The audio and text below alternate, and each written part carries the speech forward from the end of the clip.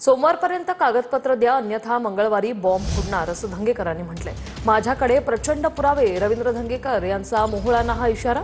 राजकीय भविष्य धोक्यात अशी फडणवीसांनी मोहोळांना ताकीद दिली असावी असंही धंगेकर म्हणाले। 18 दिवसांनंतर का जाता? मोहोळ हतबल आहेत, रवींद्र धंगेकरांची टीका।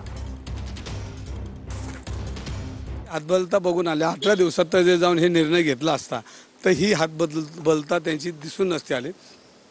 18 दिवसानंतर तुम्ही का जाता?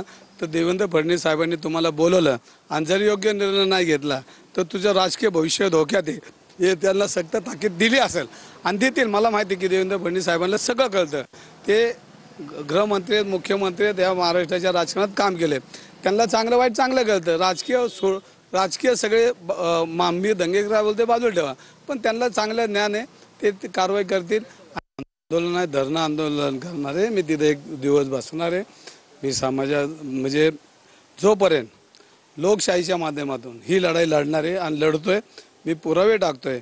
अजून माझ्याकडे प्रचंड पुरावे आहेत।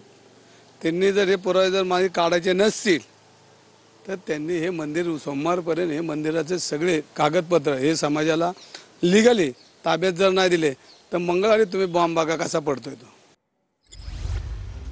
माझ्याकडे प्रचंड पुरावे आहेत, रवींद्र धंगेकर यांनी मोहोळ यांना हा थेट इशारा दिलाय। राजकीय भविष्य धोक्यात आहे, फडणवीसांनी मोहोळांना ताकीद दिली असेल असंही ते म्हणाले।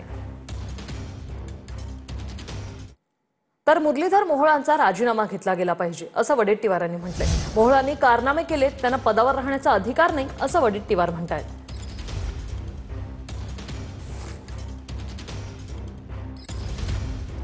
मोहोळांनी जे काही केलेले कारनामे आहेत हे तर आता एक सुरुवात आहे।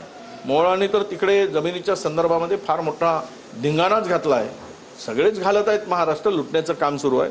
ते तर वरच्यापासून तर खालीपर्यंत जमिनी लाटण्याचं काम मोठ्या प्रमाणामध्ये हे सुरू झालेलं आहे।